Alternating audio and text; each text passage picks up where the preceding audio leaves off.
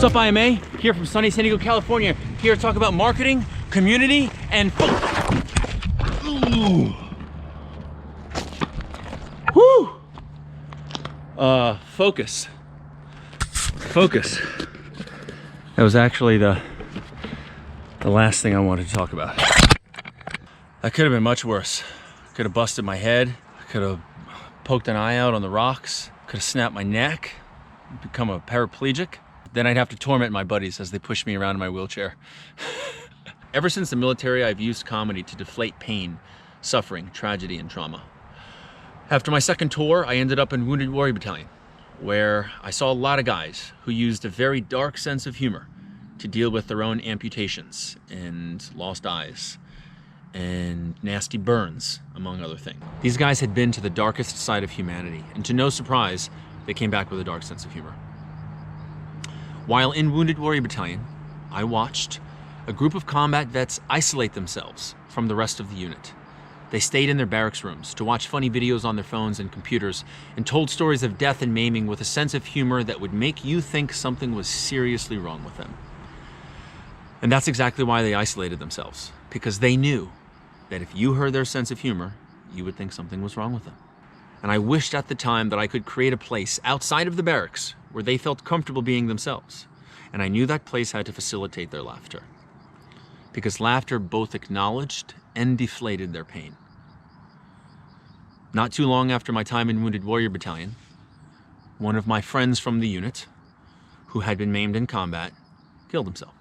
This led to a book written specifically for combat veterans, just to make them laugh. Then a nonprofit, with the mission to use humor and camaraderie to bring veterans together to prevent veteran suicide. And then to the creation of a television network called Vet TV, which is like Netflix for the military, but with a focus on comedy.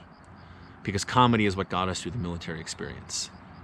Vet TV's mission is also to use humor to bring veterans together. Now, the success of each entity has been dependent on an obsessive focus on bringing the community together with laughter.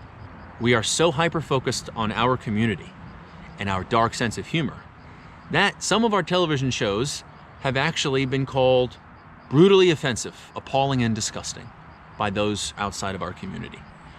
But the opinions and feelings of those outside of our community do not matter, because we don't expect anyone outside the community to keep us funded.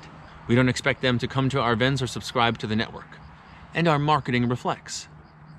We don't cater our content for anyone outside the community. Instead, we focus on telling our community stories with the same dark sense of humor that we used to get us through the pain and the tragedy and the trauma of the military experience. Creating a television network from scratch seems like an impossible task, but thanks to technology, Vimeo OTT, wink wink, formerly known as VHX, to include digital marketing technology, thank you Facebook ads, thank you Klaviyo and HubSpot, we were able to bypass the Hollywood industrial complex and fulfill the vision of a television network for the military community. Staying focused on the community has enabled us to have a business. As entrepreneurs and marketers, we are going to create, market, and sell companies, products, and services for the rest of our lives. Our future is bright because we have the ability to create products and services that build community and bring people together.